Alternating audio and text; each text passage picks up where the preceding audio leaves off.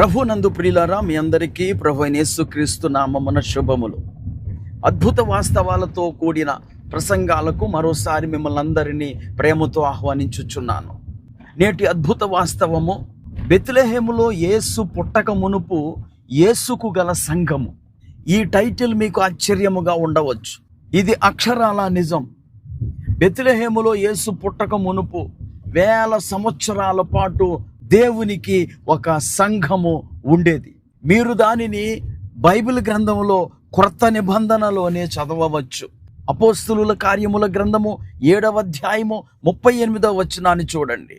సీనాయి పర్వతము మీద తనతో మాట్లాడిన దేవదూతతోనూ మన పితరులతోనూ అరణ్యములోని సంఘమందు ఉండి మనకు ఇచ్చుటకు జీవవాక్యములను తీసుకొనిన వాడితడే.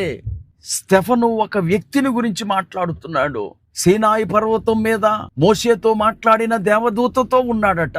అరణ్యములోని సంఘములో ఉండి జీవవాక్యములను తీసుకున్నాడట. అలా తీసుకొనిన వ్యక్తి ఎవరు అంటే మన ప్రభు అయిన యేసుక్రీస్తే. ఆ యేసును మోషే 7:37లో ఇలా అంటాడు, నా వంటి ఒక ప్రవక్త అని.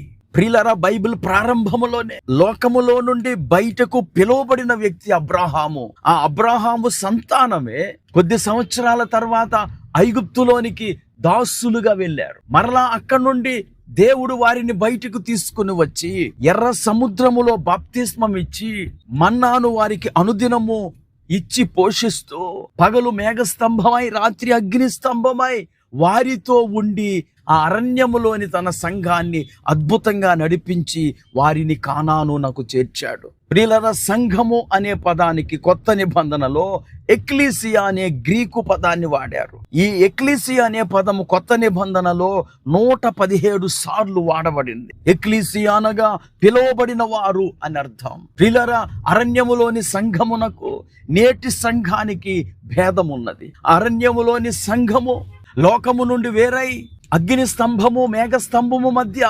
సంచరిస్తూ పరలోకము నుండి ఆహారాన్ని పొందుతూ వారికి స్వాస్థ్యమైన కానానుకు వెళ్ళినది. అయితే నేటి సంఘము దేవుని జీవవాక్యమును భుజిస్తూ లోకములోని వారిని క్రీస్తు శిష్యులనుగా చేయు బాధ్యతను కలిగి ఉన్నది. మత్తయి రాసిన సువార్త 28వ అధ్యాయము 19వ వచనంలో యేసు ప్రభువారు కొత్త నిబంధన సంఘానికి ఇచ్చిన ఆజ్ఞ, కాబట్టి మీరు వెళ్ళి సమస్త జనులను శిష్యులనుగా చేయుడి.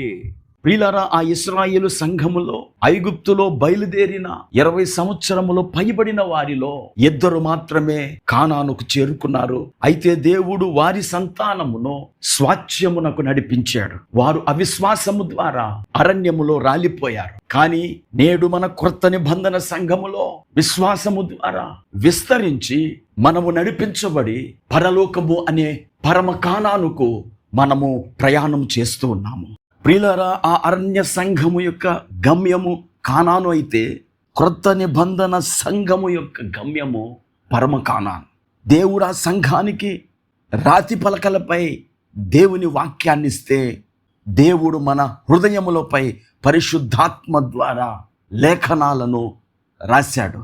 చివరిగా నిత్యత్వంలో మనము క్రీస్తుకు వధువుగా ఉంటాం. అట్టి భాగ్యాన్ని అనుగ్రహించిన మనము దేవుని స్తుతిస్తూ ఈ సంఘములో దేవుని రాజ్య విస్తరణకై ప్రయాసపడే సామర్థ్యాన్ని ఇమ్మని ప్రార్థించారు. కృపాకనికరము కలిగిన మా తండ్రి, నీకు వందనాలు. లోకములో నుండి మమ్మలను పిలుచుకొని సంఘములోనికి చేర్చి నీ ఆత్మ ద్వారా మమ్మల్ని నడిపిస్తున్నందుకు వందనాలు. ఈ మాటలు వింటున్న ప్రతి ఒక్కరూ సంఘ క్షేమాభివృద్ధికై తమ వంతు ప్రయాసపడుటకు సహాయం చేయమని యేసుక్రీస్తు నామమున ప్రార్థించి వేడుకుంటున్నాము.